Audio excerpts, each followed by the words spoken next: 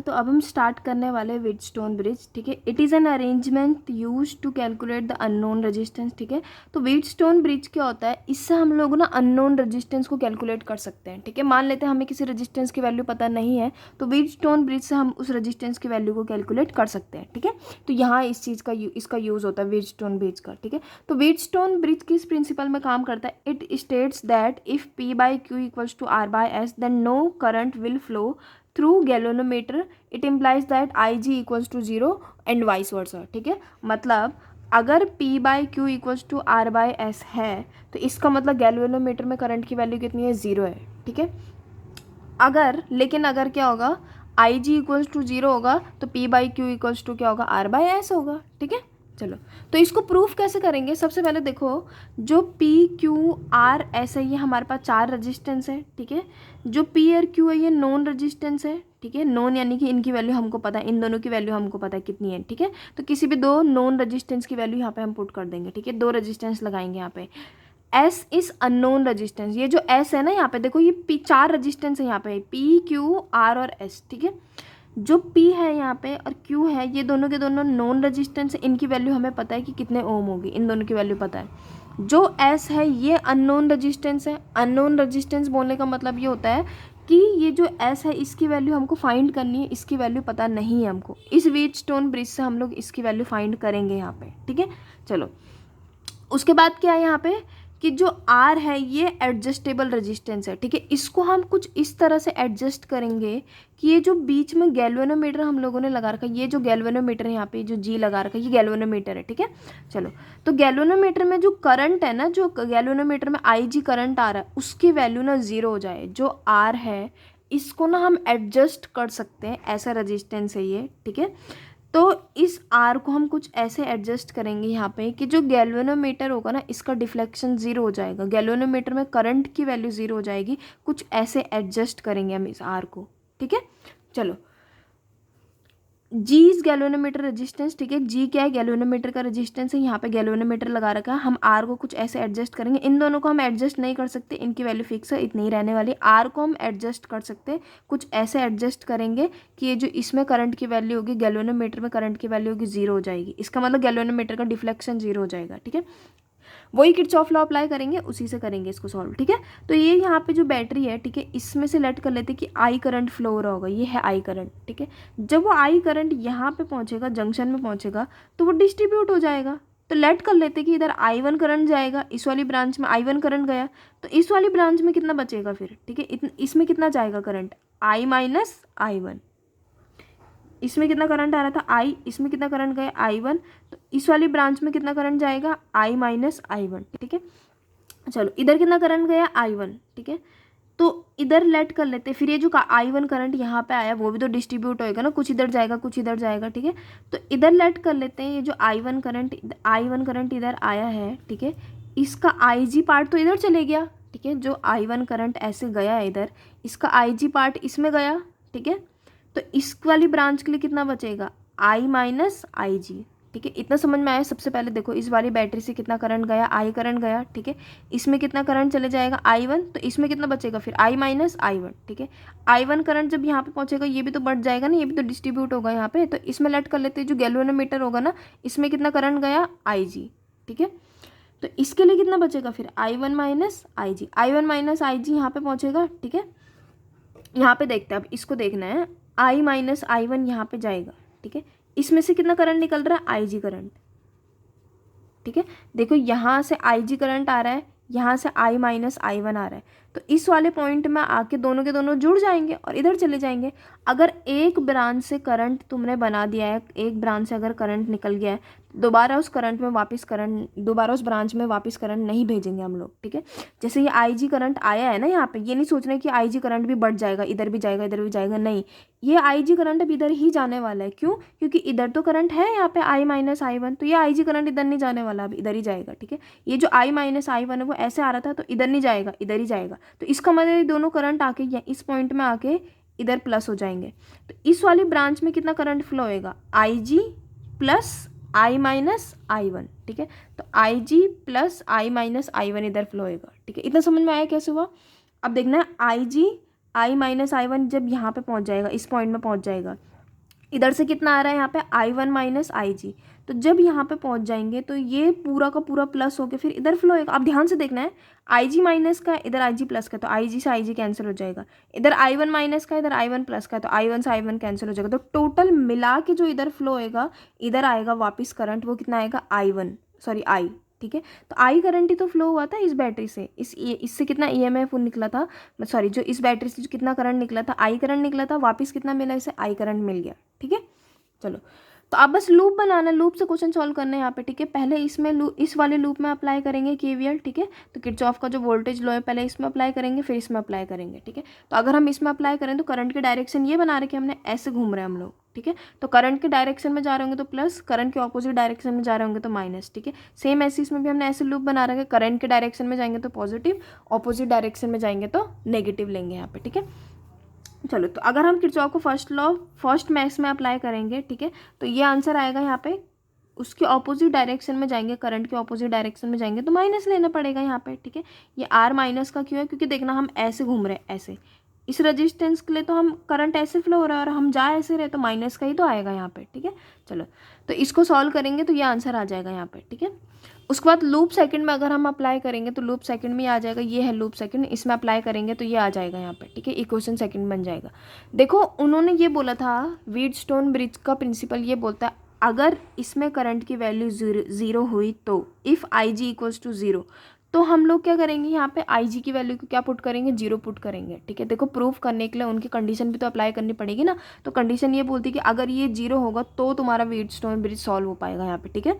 तो Wheatstone bridge किस principal में काम करता है कि अगर इसमें करंट की वैल्यू जीरो होगी तो ये कंडीशन है यहाँ पे, ये होना चाहिए, ठीक है।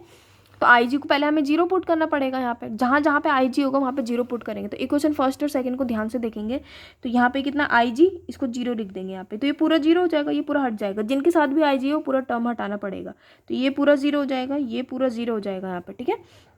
चलो इक्वेशन थर्ड बन जाएगी और इक्वेशन फोर्थ बन जाएगी। इक्वेशन थर्ड ये बनेगी, फोर्थ ये बनेगी। थर्ड फोर्थ ऐसे कैसे बनी, ये तो देखो पूरा जीरो हो गया, दोनों में कितना कॉमन आ रहा है, आर कॉमन आ रहा है ना, तो ब्रैकेट के अंदर कितना बनेगा यहाँ पे आई वन माइनस आई, ठीक है। तो अगर माइनस का आर कॉमन लेंगे तो ब्रैकेट के अंदर कितना बनेगा आई माइनस आई वन, ठीक है। देखो ये तो पूरा जीरो हो गया, पी आई वन, इसमें माइनस आर हम लोगों ने कॉमन ले लिया, तो माइनस आर कॉमन लेंगे तो ब्रैकेट के अंदर क्या बचेगा आई माइनस आई वन, ठीक है।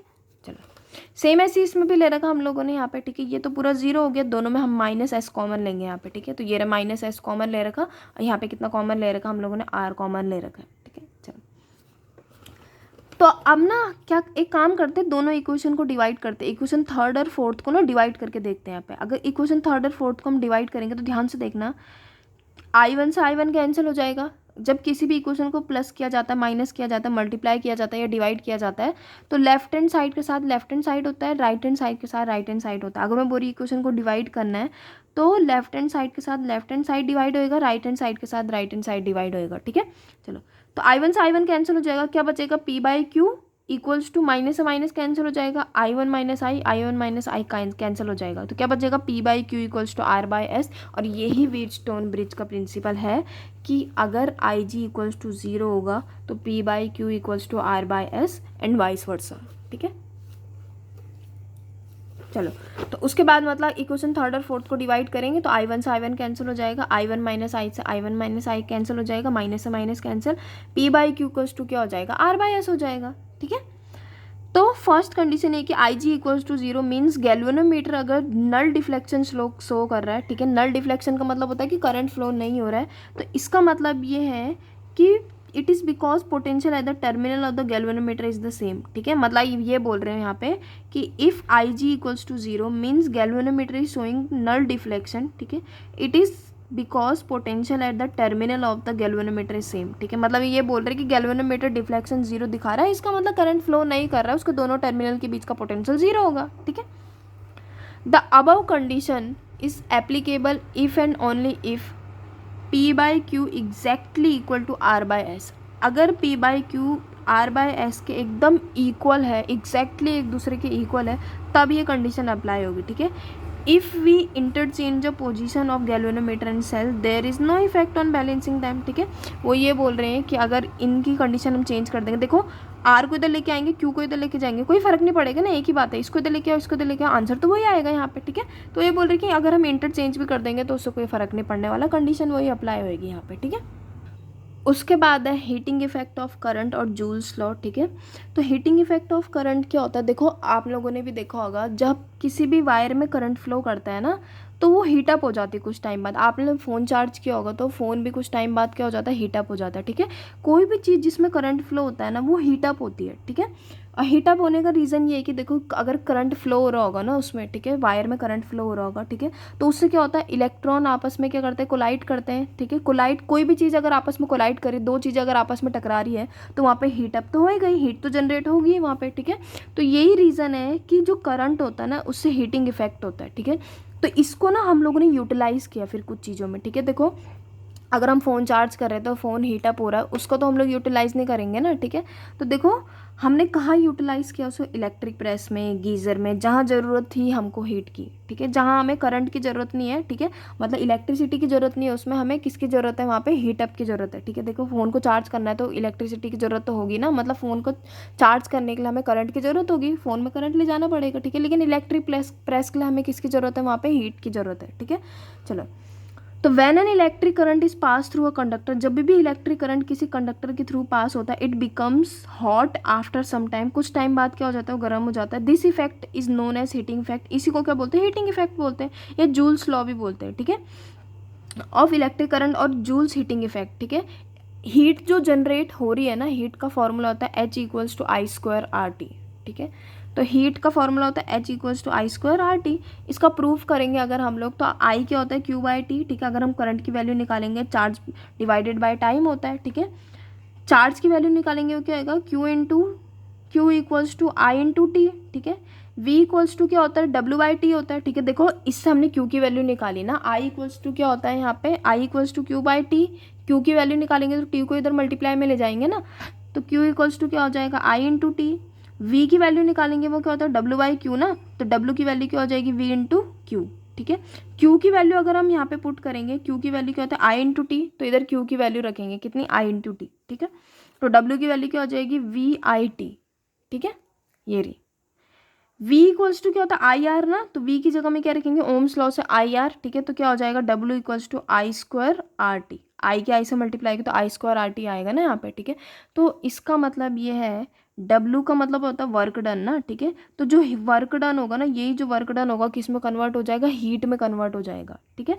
तो इसका मतलब जो W होगा इसकी जगह में हम H भी लिख सकते हैं, हीट लिख सकते हैं, H क्या हो जाएगा, I²RT, ठीक है। तो उसके बाद है cause of heating effect of current. अब वो बता रहे हैं यहाँ पे कि क्यों हो रहा है, यहाँ पे हीट क्यों हो रहा है, हीटअप क्यों हो रहा है कोई भी कंडक्टर यहाँ पे, ठीक है। तो according to Joule, when conductor is connected with a cell और battery, then collision takes place between electron electron, electron atom, electron ion. देखो क्या होता है, इलेक्ट्रॉन इलेक्ट्रॉन आपस में कोलाइड करते, इलेक्ट्रॉन एटम कोलाइड करते, इलेक्ट्रॉन आयन कोलाइड करते, तो कोलिजन की वजह से एनर्जी जनरेट होती है वहाँ पे, ठीक है, जिसकी वजह से हीटअप हो जाता है कोई भी कंडक्टर, ठीक है।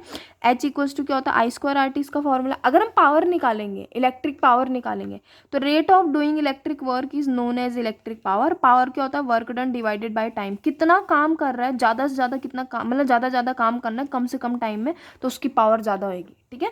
तो पावर क्या होती है कि कितना काम कर रहा है कितने टाइम में वो, ठीक है। तो rate of doing electric work is known as electric power, ठीक है। तो यूनिट टाइम में वो कितना काम कर रहा है, कितना ज़्यादा काम कर रहा है, वो उसकी पावर हो जाएगी। तो P क्या होता है, W/T, ठीक है।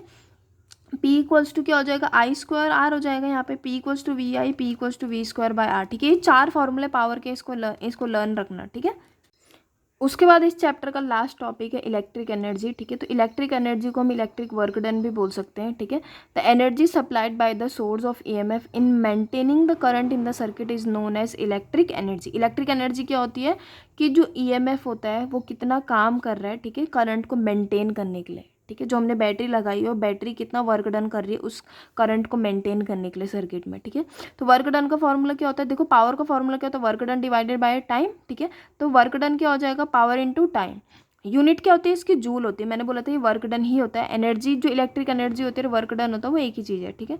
तो यूनिट इक्वल्स टू क्या हो जाएगा, जूल हो जाएगी, ठीक है। इसकी कमर्शियल यूनिट होती है किलोवाट आवर, ठीक है। इसको 1 यूनिट भी बोला जाता है, जो किलोवाट आवर होता है ये 1 यूनिट होता है, ठीक है। तो जो हमारे घरों में बिजली का बिल आता है, ठीक है, तो उसमें जूल में नहीं होती इलेक्ट्रिक एनर्जी, ठीक है। जब बिजली का बिल आता है तो उसमें इसमें होती है किलोवाट आर, यानी कि 1 यूनिट होती है, ठीक है। तो 1 यूनिट मतलब किलोवाट आर होता है, क्योंकि देखो जूल बहुत छोटी यूनिट है, फिर उस हिसाब से कमर्शियल यूनिट किलोवाट आवर में रहती है, क्योंकि किलोवाट आवर जूल से बहुत बड़ी है, ठीक है। तो 1 kilowatt hour equal to 3.6 into 10⁻6 joule. अब लेट कर लेते, अगर मान लेते कि हम लोग क्या करते हैं कि 1 यूनिट बिजली को ख़त्म करते हैं, एक यूनिट बिजली को यूज़ करते हैं, ठीक है। तो 3.6 इंटू 10⁻6 जूल हम लोग बोलेंगे, वो ज़्यादा सही है, 1 किलोवाट आर या 1 यूनिट बिजली हम यूज़ कर रहे हैं इतना बोलेंगे, ठीक है। तो ये ज़्यादा सही, ये ज़्यादा कंफर्टेबल है, ठीक है। तो इतना लंबा बोलने से अच्छा हम लोग क्या बोलेंगे, हमने 1 यूनिट बिजली का यूज़ किया यहाँ पे, ठीक है। तो इसीलिए जो कमर्शियल यूनिट होती है वो क्या होती है, किलोवाट आर होती है, इक्वल्स टू क्या होता है 1 यूनिट। देखो जो 1 किलोवाट आर होता है उसी को 1 यूनिट बोला जाता है, ठीक है। और वो किसके इक्वल होता है, 3.6 इंटू 10⁻6 जूल के, ठीक है। तो अब थर्ड चैप्टर आपका ख़त्म हो गया है, ठीक है। इससे अगर आपको कोई भी क्वेरी है, कोई भी क्वेश्चन पूछना है, ठीक है, तो आप लोग पूछ सकते हो। अब हम नेक्स्ट वीडियो में फोर्थ चैप्टर स्टार्ट करेंगे, ठीक है। Thank you.